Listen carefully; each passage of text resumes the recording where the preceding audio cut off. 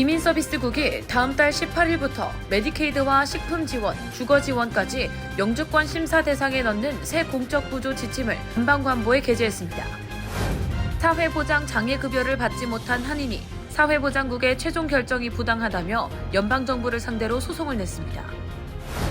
오늘 재무부와 국세청이 4가지 세금 혜택의 환급금 지급 요건을 시민권자나 영주권자 등 자격을 갖춘 사람에게만 지급하겠다는 방침을 내놨습니다. 뉴욕의 대형 의료기관인 마운트 사이나이 헬스 시스템이 일부 건강보험 플랜과 네트워크 계약을 종료했습니다. 해외에서 온라인으로 여권 갱신을 신청하면 시민권자라도 기존 여권이 자동으로 취소돼 각별한 주의가 필요하다고 국무부가 거듭 강조했습니다. 시애틀의 한 한인업주가 우버이츠를 통해 발생한 매출 4만 달러를 약 9개월 동안 받지 못하다가 결국 전액 지급받았습니다.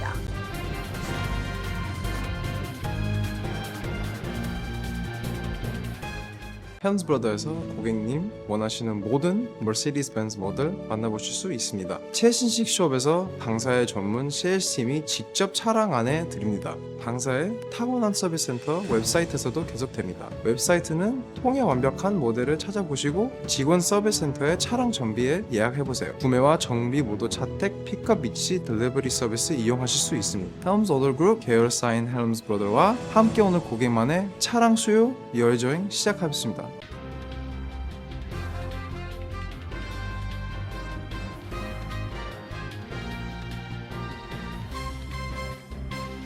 안녕하십니까. KBTV 뉴스9 신영주입니다. 다음 달 18일부터 영주권 심사 기준이 크게 바뀝니다. 이민서비스국이 어제 메디케이드와 식품 지원, 주거 지원까지 심사 대상에 넣는 새 공적 부조 지침을 내놨습니다. 그동안 현금성 생계 지원과 정부 비용의 장기시설 보호에 한정됐던 심사 범위가 대폭 넓어지는 겁니다. 가족 초청은 물론 취업 이민 신청자까지 예외 없이 해당됩니다. 미 이민당국이 영주권 심사에서 살펴보는 복지 혜택의 범위를 대폭 넓히기로 했습니다. 이민서비스국은 어제 새 공적 부조 심사 지침을 발표하고 다음 달 18일부터 적용한다고 밝혔습니다. 지난달 국토안보부가 바이든 행정부 시절 만든 2022년 규정을 폐지한 데 따른 후속 조치입니다. 지금까지는 현금 생계 지원과 장기 요양시설 입원 비용만 심사 대상이었지만 다음 달부터는 건강보험인 메디케이드와 식품 지원 스냅, 주거 지원, 학자금 지원까지 모두 포함됩니다. 가족 초청은 물론 취업 이민, 다양성 비자 신청자까지 폭넓게 이번 심사를 받게 되는데 특히 그동안 상대적으로 덜 깐깐했던 취업 이민 쪽 심사도 이제 더 꼼꼼해질 것이라는 전망입니다. 이민서비스국은 나이, 건강, 가족관계, 자산과 재정, 교육과 기술 이렇게 5가지를 종합적으로 평가한다고 설명했습니다. 다만 복지 혜택을 받았다고 자동으로 영주권이 거부되는 것은 아닙니다. 다음 달 18일 이전에 받은 혜택은 소급 적용하지 않고 그 전에 신청서를 접수한 경우엔 기존 2022년 규정이 그대로 적용됩니다. 난민과 망명 신청자, 인신매매와 강력범죄 피해자를 위한 T비자, 특정범죄 피해자를 위한 유비자 소지자, 가정폭력 피해자 등은 이번 규정에서 제외됩니다. 공적 부조 문제로만 결격사유가 생기면 이민서비스국의 결격사유 통지서를 받은 뒤 최소 $1,000부터 보증금을 내고 심사를 이어갈 수 있습니다. 국토안보부는 매년 58만 명이 넘는 신청자가 이번 심사를 받을 것으로 추산했습니다. 이민 전문가들은 지금 받는 복지 혜택을 당장 끊을 필요는 없다며 신청 전 전문가와 먼저 상담할 것을 당부했습니다. 사회보장 장애급여를 받지 못한 한인이 연방정부를 상대로 소송을 냈습니다. 테네시주에 사는 한인 김모 씨는 SSA, 즉 연방사회보장국의 최종 결정이 부당하다며 지난달 30일 연방법원에 사법심사를 요청하는 소송을 냈습니다.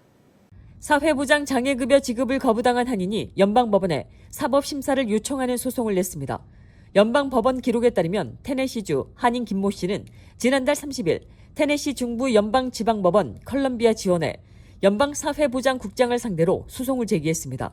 사건은 제프리 프랜슬리 연방치안판사에게 배당됐고 법원은 이 사건을 사회보장 장애보험 관련 행정결정을 다투는 사건으로 분류했습니다. 김 씨가 소송 근거로 제시한 연방사회보장법 405조는 장애급여 신청자가 사회보장국의 최종 결정에 불복할 경우 연방법원에 사법심사를 요청할 수 있도록 규정했습니다.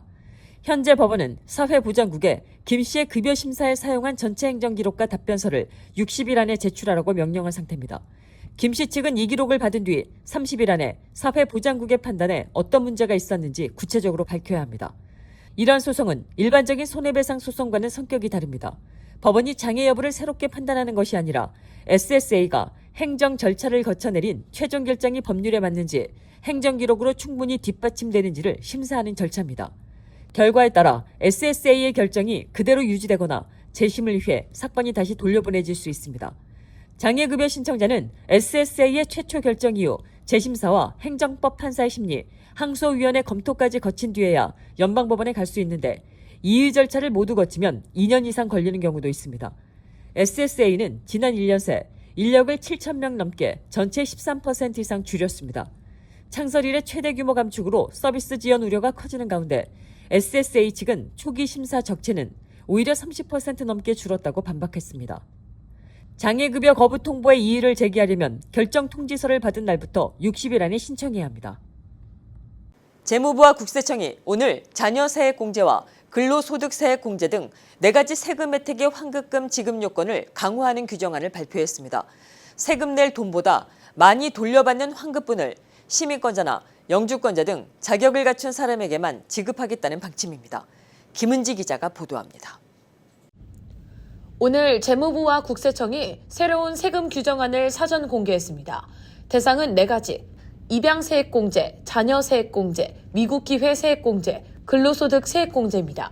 내야 할 연방소득세보다 공제액이 많으면 차액을 현금으로 돌려받는 이른바 환급형 세액공제입니다.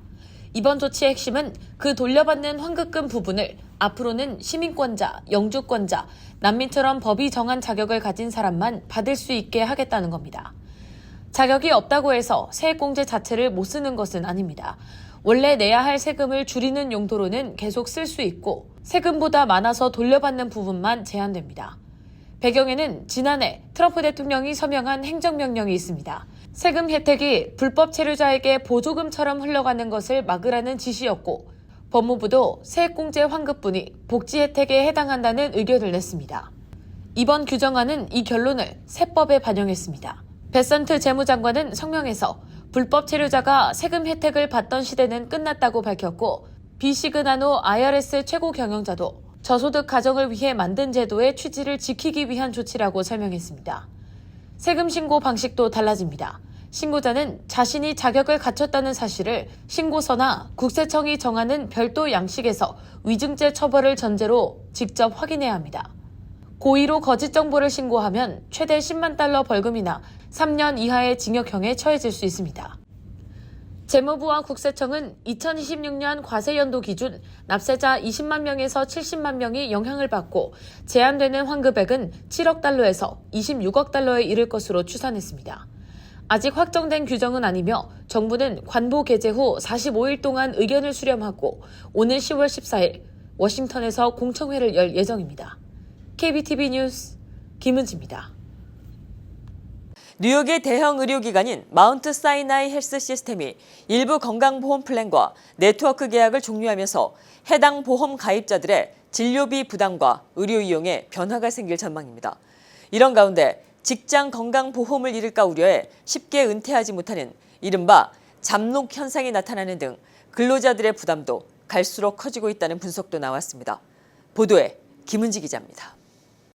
뉴욕의 마운트 사이나이 헬스 시스템이 지난 8월 1일을 기점으로 특정 정보보조 건강보험을 통한 접수를 중단했습니다.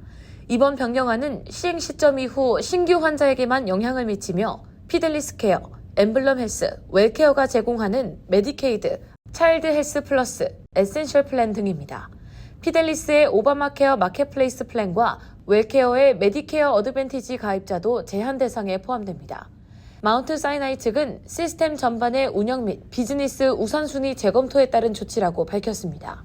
다만 앤썸 블루크로스 블루실드 가입자들의 경우 당초 재계약 협상 난항을 겪다 지난 4월 새로운 계약을 통해 극적으로 커머셜, 차일드스 플러스, 메디케이드, HARP, MLTC, MAP, 에센셜 플랜 등에 대해 네트워크 진료를 복원했습니다. 하지만 메디케어 어드밴티지와 뉴욕주 개인 마켓플레이스 플랜은 복원 대상에서 제외돼 해당 플랜 가입자는 여전히 아웃 오브 네트워크 요금이 적용됩니다. 반면 몰리나 헬스케어와의 계약은 올해부터 완전히 종료되면서 해당 계열의 가입자는 마운트 사이나이 이용이 사실상 불가능해졌습니다. 보험이 네트워크에서 빠졌다고 해서 마운트 사이나이 응급실 이용까지 막히는 것은 아닙니다. 연방 및 주법에 따라 응급진료의 경우 병원의 계약 상태와 관계없이 보험사가 네트워크 내 진료와 비슷한 조건으로 비용을 처리해야 합니다. 하지만 비응급 진료의 경우 네트워크 밖 상태의 플랜으로 해당 병원을 이용하면 막대한 본인 부담금을 떠안을 수 있습니다. 전문가들은 최근 마운트 사이나이 병원의 건강보험 정책이 다방면으로 변경되면서 환자들이 반드시 자신의 보험사 고객센터에 전화해 현재 가입한 정확한 플랜 이름을 기준으로 의료진 및 시설의 네트워크 포함 여부를 교차 검증해야 한다고 조언합니다. 특히 보험사가 같더라도 플랜에 따라 네트워크 여부가 달라질 수 있기 때문에 세심한 주의가 요구됩니다. 메디케이드나 에센셜 플랜 가입자의 경우 뉴욕주 건강보험 거래소를 통해 본인이 플랜을 변경할 수 있는 자격이 되는지 확인해 볼 수 있습니다.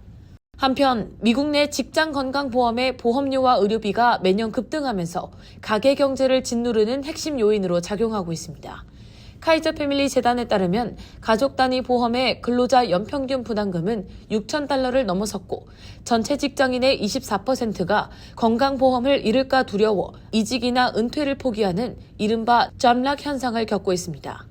전문가들은 이처럼 과도한 의료비 불안이 65세 메디케어 자격 취득 전의 중장년층을 비롯한 근로자들의 경력 선택과 삶의 질마저 제약하는 구조적 부작용을 낳고 있다고 지적하고 있습니다. KBTV 뉴스 김은지입니다. 해외에 있는 미시민권자들은 온라인으로 여권을 갱신하면 안 됩니다. 신청과 동시에 기존 여권이 자동으로 취소돼 유효기간이 남아있어도 쓸 수 없게 되기 때문입니다. 국무부가 거듭 강조하고 있는 내용 정리했습니다. 해외에 머물고 있는 미시민권자라면 온라인 여권 갱신 시스템을 사용해서는 안 됩니다. 국무부에 따르면 온라인 갱신은 신청 당시 미국 내 50개 주나 괌, 푸에르토리코 같은 미국령이 실제로 있는 사람만 이용할 수 있습니다. 해외에서 자격 요건을 어기고 온라인 신청을 최종 제출하더라도 갱신 대상 여권은 전산상 자동으로 취소됩니다. 유효기간이 남아있더라도 온라인 신청서를 최종 제출하는 순간 그 여권은 국제선 탑승은 물론 미국으로 돌아오는데도 쓸 수 없는 서류가 됩니다. 인도와 조지아 주재 미국 대사관, 나이지리아 주재 미국 공관 등도 별도 안내를 내고 미 시민권자들의 주의를 당부했습니다. 우편 갱신과 비교하면 차이가 더 뚜렷합니다. 우편으로 신청할 때는 기존 여권을 국무부 여권처리센터에 함께 보내야 하지만 온라인 신청은 여권을 반납하지 않아도 됩니다. 신청서를 제출한 뒤에는 기존 여권을 더 이상 여행에 사용할 수 없다는 점은 같습니다. 게다가 온라인 갱신은 일반 처리만 가능해 급하게 여권이 필요해도 신속 처리를 요청할 수 없습니다. 미국 내 온라인 갱신도 신청일로부터 최소 6주 동안 해외여행 계획이 없어야 합니다. 일반 처리 기간은 4주에서 6주지만 우편 배송 기간은 포함되지 않기 때문에 여행을 앞두고 있다면 충분한 여유를 두고 준비해야 합니다. 해외 체류자는 온라인 대신 가까운 미국 대사관이나 영사관을 통해 신청해야 합니다. 신청 방식은 국가와 공간에 따라 달라 우편이나 택배로 접수하는 곳도 있고 직접 방문 예약이 필요한 곳도 있습니다. 처리 기간 역시 공간마다 다르므로 반드시 해당 공간의 안내를 확인해야 합니다. 이미 해외에서 온라인 갱신을 신청했다면 취소된 여권으로 이동하지 말고 가까운 미국 대사관이나 영사관에 즉시 연락해야 합니다. 아직 신청하지 않았지만 출국이 임박했다면 온라인 갱신 대신 공간을 통해 긴급 여권 발급 가능 여부를 확인해야 합니다. 시애틀에서 한인업주가 운영하고 있는 테리야끼 식당이 음식 배달 플랫폼 우버이츠를 통해 발생한 매출 $40,000를 약 9개월 동안 받지 못하다 결국 전액을 지급받았습니다. 우버이츠 측은 계정 보완을 위한 추가 신원 확인 절차 때문에 지급이 늦어졌다고 설명했지만 식당 측은 수십 차례 문제 해결을 요청했는데도 적절한 대응을 받지 못했다고 반박했습니다. 김은지 기자입니다. 워싱턴주 시애틀 캐피톨힐에서 교토 테리야키를 운영하는 한인업주 조이 김 씨가 우버이츠로부터 장기간 지급받지 못했던 매출 대금 약 $40,000를 전액 지급받았습니다. 해당 금액은 지난해 11월부터 발생한 약 1,500건의 음식 주문 매출로 김 씨는 우버이츠를 통해 정상적으로 주문을 처리했지만 매출 대금이 식당 계좌로 입금되지 않았다고 밝혔습니다. 김 씨는 올 1월부터 대금이 들어오지 않는 사실을 확인한 뒤 고객 지원센터에 수차례 문의하고 안내에 따라 이메일을 보내며 은행 계좌 정보도 수정했지만 문제가 해결되지 않았다고 주장했습니다. 연락할 때마다 이메일을 보내라는 안내를 받았고 이메일을 보내면 다른 담당자가 처리 중이라는 답변만 반복됐다는 설명입니다.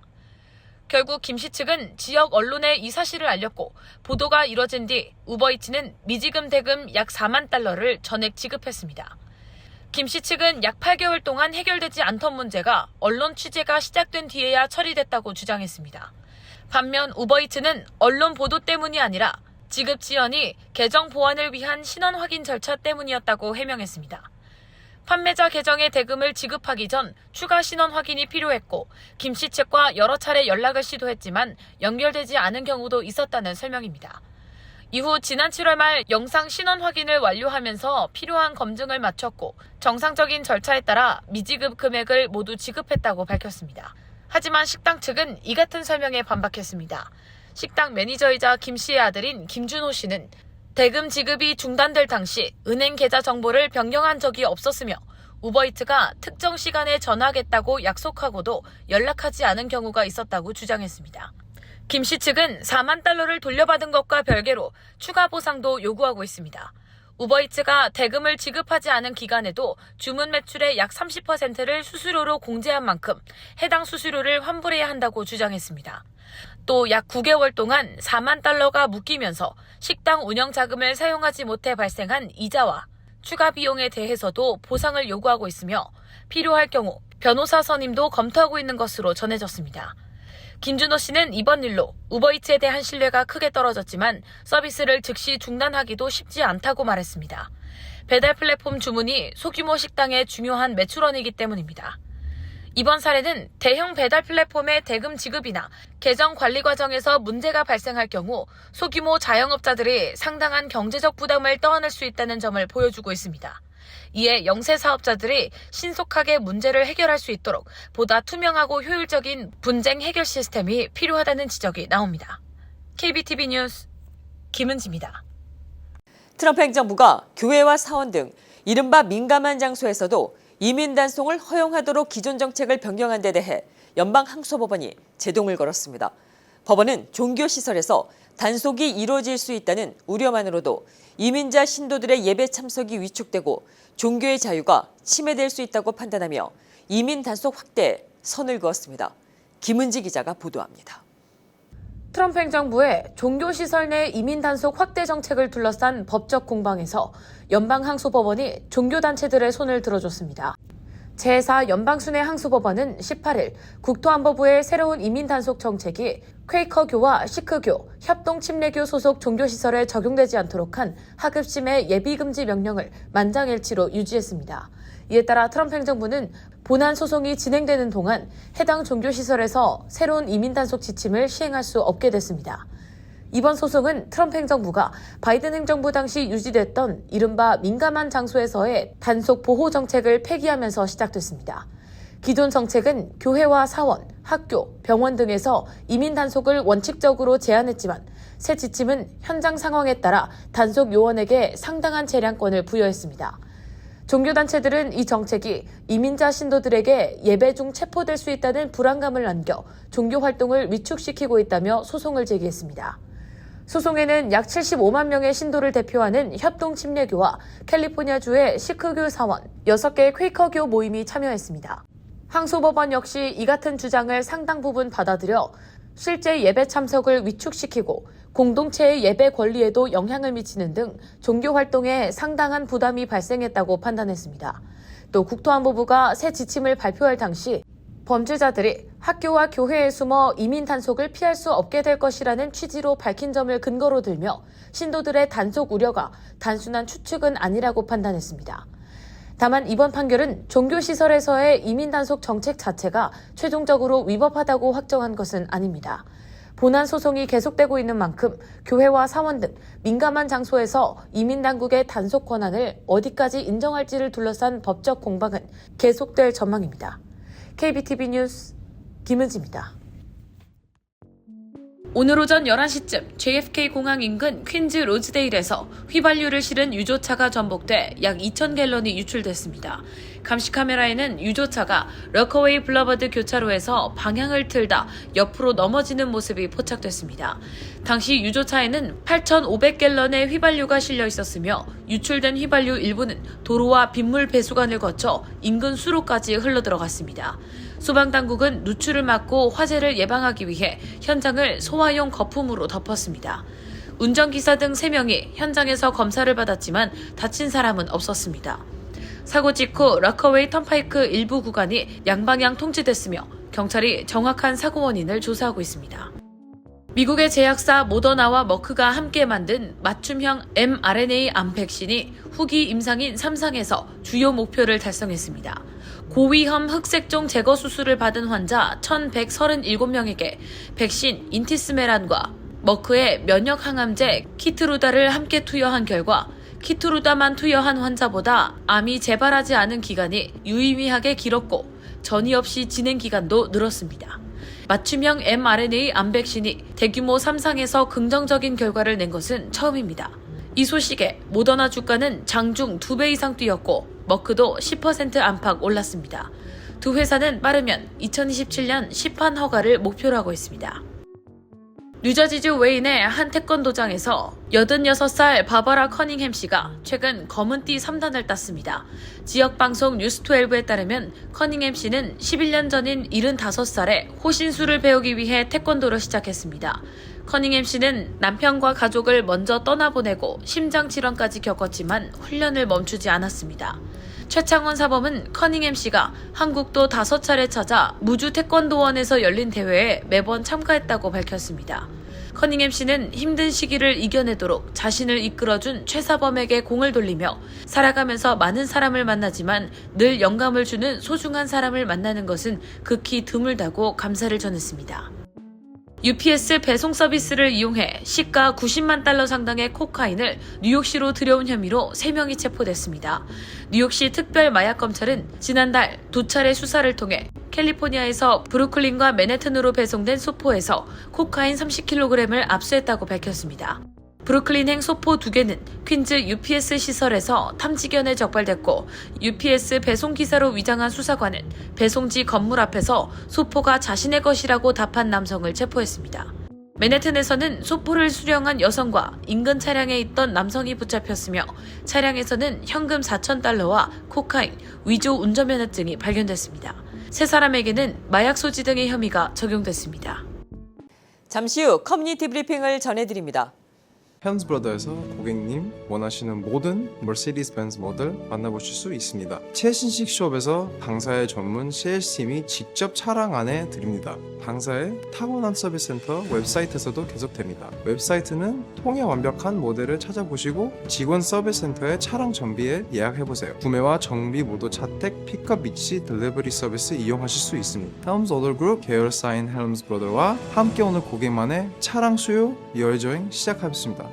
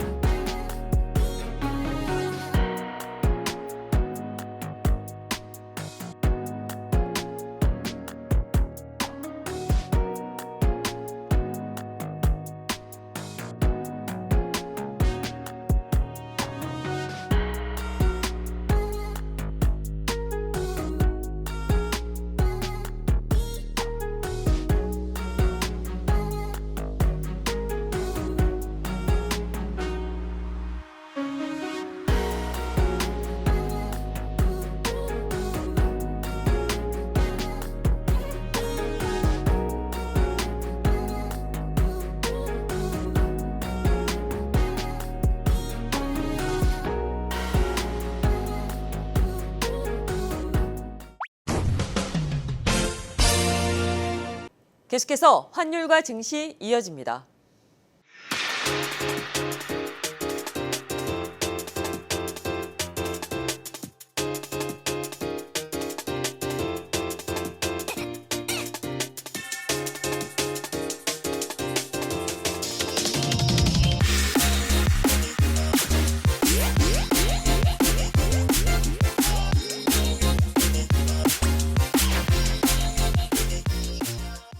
이어서 뉴욕과 뉴저지 날씨 전해드립니다.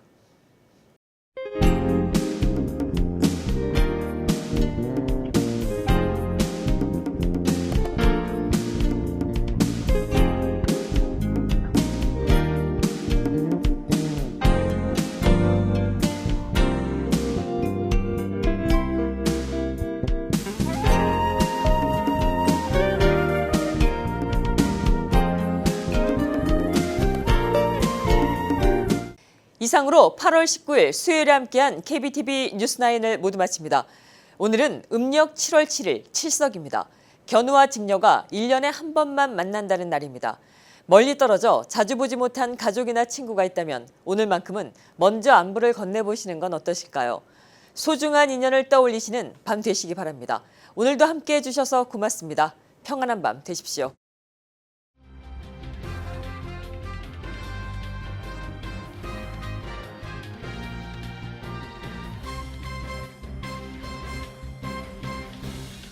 헬ms 브라더에서 고객님 원하시는 모든 머시디스 벤츠 모델 만나보실 수 있습니다. 최신식 숍에서 방사의 전문 세일스팀이 직접 차량 안에 드립니다. 방사의 타고난 서비스 센터 웹사이트에서도 계속됩니다. 웹사이트는 통해 완벽한 모델을 찾아보시고 직원 서비스 센터의 차량 정비에 예약해보세요. 구매와 정비 모두 자택 픽업 위치 딜리버리 서비스 이용하실 수 있습니다. 헬ms 오더 그룹 계열사인 헬ms 브라더와 함께 오늘 고객만의 차량 수요 여행 시작하겠습니다.